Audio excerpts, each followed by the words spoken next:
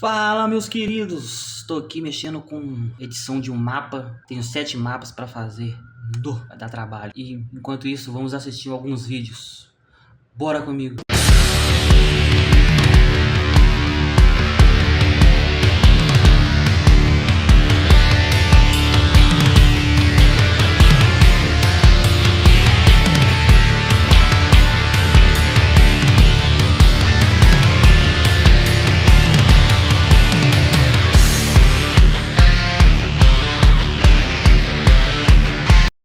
Essa essência agressiva e violenta. A gente tem uma dificuldade no Brasil de fazer políticas e leis corretas. Aquele negócio que você falou da semântica. Tudo é manipulado. E as pessoas não querem ser... Por exemplo, tem a lei Mariana Ferrer. É um absurdo. Essa lei tem que acabar, tem que morrer amanhã. E se Deus quiser, vai morrer. Até o Kim tá tirando a lei já da pensão afetiva, que é um absurdo. Você tem que pagar pro filho que não é seu. Exatamente. Isso é um absurdo. E a gente vai chegar nessa Mariana Ferrer. Mas, por exemplo, tem leis que se a gente atacar, parece que eu sou contra uma minoria. Por exemplo, você tem lei hoje, o cara tem um estacionamento na frente da loja dele. A lei não é exatamente isso, mas só colocar como exemplo. Você precisa ter 10% de vagas para cadeirantes, tá? 10% de vagas para cadeirantes. Mínimo 10% de vagas para cadeirantes. Aí você tem na frente da sua, sei lá, farmácia, você só tem 2 vagas.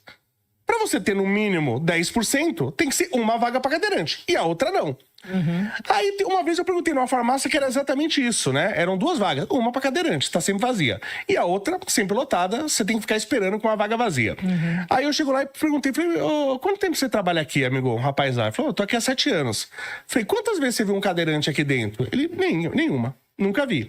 Então tá 7 anos aquela vaga vazia por causa de uma lei estúpida. E se eu falar, gente, vamos revogar essa lei, tá? Vai ser 10%. Vamos supor que os caras têm acima de 10 vagas. Eu sou contra os cadeirantes. Você entendeu? Só que eu acho que hoje com a internet você consegue explicar isso pras pessoas. Entendeu? Eu falo, gente, essa lei ela é estúpida, tá? Eu posso fazer uma... Você consegue fazer uma pesquisa. Eu consigo fazer até uma vaga que ela não precisa ser exclusiva.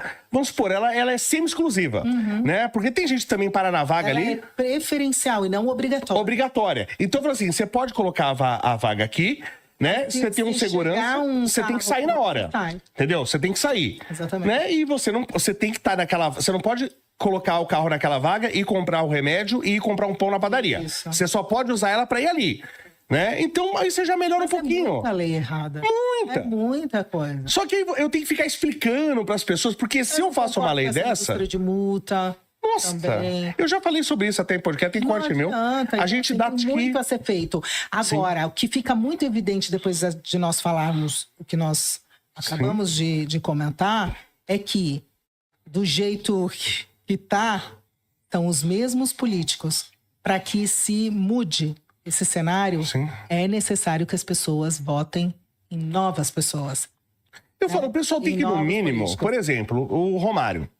Um gênio do futebol. Adoro o Romário. Agradeço ele. Ele trouxe uma Copa pra mim. Eu sou grato a ele. Mas ele não serve pra ser político. Foi um desserviço. Ele é um péssimo político. Então, assim, gente, o problema é o seguinte. Aqui, se eu não lembro quem falou isso. Se foi Benjamin Franklin. Eu não lembro, teve uma época nos Estados Unidos que só se votava os chamados homens bons. Então, pra você votar, você, por exemplo, tinha que ter família, né? Você tinha que ter emprego, você tinha que ter algumas condições. Que até em muitas igrejas hoje é assim. Você não pode ter um cargo em certas igrejas se você não tiver família. E eu acho certo.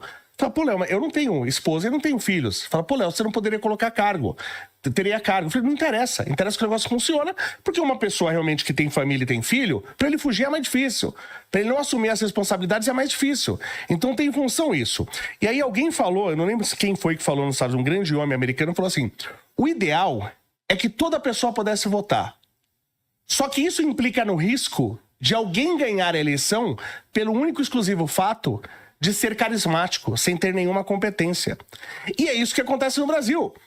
Então o cara, ele não tem formação, ele não tem histórico de resultados, ele nunca trabalhou em lugar nenhum, dando qualquer tipo de resultado, e ele ganha. Então aqui, a nossa eleição, ela tem um caráter carismático muito grande. A pessoa ganha por ser carismático e não por ser competente. E não só por ser carismático, né? A gente vê, por exemplo, vários bispos, pastores de igreja, e que não tem nem carisma nenhum. Que o cara, se ele sair na rua, ele é um desconhecido. Sim. Ele foi votado pelo bispo que mandou votar, todas as igrejas, todos os irmãos votaram, mas tem irmão de dentro da igreja que nem conhece. O cara, é verdade, Sim. É verdade, não só, né? Foi como hoje eu ouvi. Nós estaríamos muito melhor se no lugar dos homens os macacos votassem. Você sabe que tem uma pesquisa sobre isso? Tem uma pesquisa sobre isso pra Jogo do Bicho. Aí, não lembro se acho que era Jogo do Bicho mesmo. Quem acertava mais? Seres humanos ou macacos? E os macacos acertaram mais. Mas por que eles acertaram mais? Porque o ser humano, ele cria lógicas que não tem lógica. Então ele joga na placa do carro, ele joga no ano do nascimento. Sim. E os macacos escolhiam números aleatórios, obviamente. Ele não tem condição de fazer outra coisa a não ser escolher números aleatórios. E os macacos acertaram mais que os humanos. Então talvez a gente Mais possa... uma vez provado. Eu acho que cada homem podia escolher um macaco pra votar no lugar Eu dele. acho. Entendeu? De um esquerdista de preferência. Sim. Né? Você pega um monte de orangotango, coloca no ônibus, né? Que eles colocam no ônibus. Sim. Pra ir votar e manda lá eles votarem. Acho que eles vão votar melhor. Legal. Eu vou ver exatamente isso. E mudando de assunto, agora o Trump tá cancelando o visto de uma galera, inclusive de estudantes. Cancelou até de pseudo-humorista aí. O que você acha Você acha que tem que cancelar? Porque liberdade de entrar lá. Você acha que tem que cancelar o visto de quem fala mal? De quem, por exemplo, apoiou o assassinato do... Pra mim, o cara, pra mim, no meu entender, é justamente pelo fato de desumanizarem o cara e falar, não, fogo nos fascistas, esse cara é fascista. Pra mim, essas pessoas promoveram o assassinato de Charlie Kirk. Quem tá comemorando, pra mim, também tá promovendo assassinato. Quem promoveu esse assassinato foi o comunismo, que sempre matou. Sim, sim. Né? Mais de 100 anos que o comunismo mata. A gente tem que entender que a esquerda já tem essa essência assassina. Sim. Tá? Porque eles são socialistas comunistas. Né? E não tem quem diga que isso é mentira, porque a história tá aí para provar. Né? Então, essa essência que vem deles, revolucionária, certo? Sim. A gente pode falar de 79, né, em relação à anistia que teve. De hoje, quem está no poder, que era assassino, sequestrador de embaixador, que era assaltante de banco. Então, já é a essência esquerdista. Não mudou nada. Sim. Que mais? Todos os vandalismos, os casos de vandalismo que nós tivemos no decorrer dos anos, que agora eles chamam de golpismo porque foi a direita, certo? Sim. E os casos de vandalismo, deles queimarem, depredarem, até o Ministério da Agricultura, eles colocaram, atearam fogo. Sim. Então, eles têm essa essência agressiva e violenta. Então, se eles têm essa essência, se na crença deles, o socialismo, o comunismo, ou seja, países que atuam com regimes autoritários, coletivistas, como a gente falou, que são controladores da liberdade, que não têm liberdade, que controlam a economia, que controlam as pessoas. Se eles acreditam nisso, então eles têm que ficar, ou eles têm que viajar e se interessar por países que já tenham o regime completo socialista comunista, ou se mantém aqui no Brasil, nós já estamos num regime. Sim. Então, eu acredito que na casa deles, porque ali é um território que não está como o Brasil, de pernas abertas. Aqui é o Brasil, é um país de pernas abertas. Sim. Tá? Então, eu acho que inclusive, ele está atuando em relação à liberdade que eles têm, de dizer sim ou não para aqueles que querem que até desejam a morte deles. Claro. Porque, afinal de contas, a esquerda hoje não, eu até contei a história sobre isso já, mas a esquerda é aliada a grupos terroristas que desejam o quê? A morte do Ocidente. Então, o que eles vão fazer lá, onde eles desejam a morte? Né? Se eles são comunistas, se eles odeiam o capitalismo, então tem que fechar as portas mesmo para quem é socialista, para quem é comunista, para quem gosta de regime autoritário e é avesso à liberdade.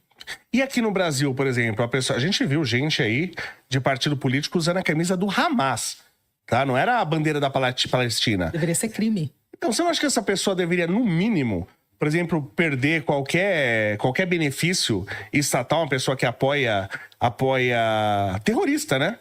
Você acha que a gente deveria ter uma lei aqui no Brasil também? O que deveria para ser tem uma distância que começa com Lu e termina com A. Essa é a distância. Então, a possibilidade disso acontecer é nula. Hoje, né? Hoje, tá?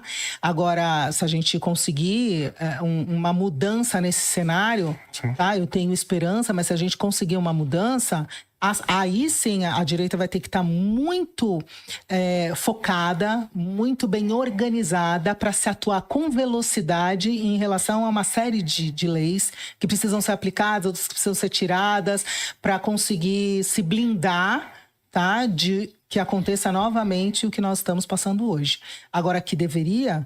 Lógico que deveria. Imagina, deveria ser crime uma pessoa colocar É a mesma coisa. Então, quer dizer, o Hamas, tá? E os nazistas, qual a diferença? Sim. Fala pra mim. Então você não pode andar com uma suástica, mas pode levantar uma bandeira do Hamas? Uma camisa do Hamas, sim. Então, é a mesma coisa. Não muda nada. Absolutamente nada. Os dois querem exterminar os judeus. Exatamente. Exatamente. Entendi. São antissemitas os dois. Sim. Entendeu? Só que, além disso, eles também querem exterminar o mundo livre. Sim.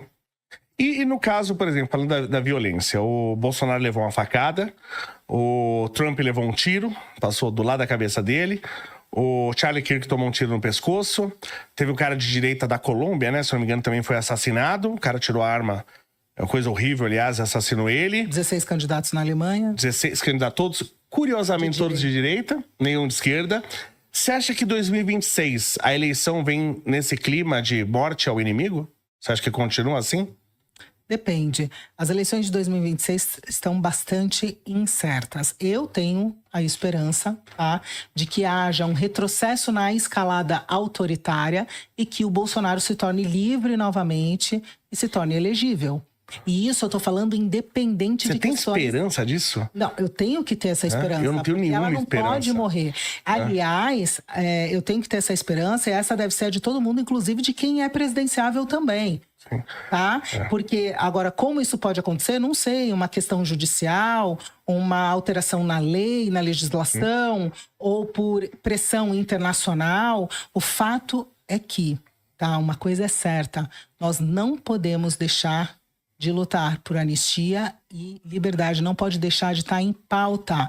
Sim. Porque hoje, o que nós estamos vivendo, como é que a gente vai garantir que a gente tenha eleições legítimas diante de um cenário de censura e perseguição? Mas a gente já não tem há 2 eleições, a gente já não tem eleição. Então eu te pergunto, como é que a gente pode garantir eleições livres quando um único ministro define quem pode concorrer, quem pode ou não falar? Isso é totalmente oposto da democracia. Não, mas tirar o Twitter do ar na eleição, isso já é ditadura, já. Então, você tira o Twitter do ar no período da eleição. Mas é por isso que eu digo que a luta pela liberdade não é ideológica, é existencial.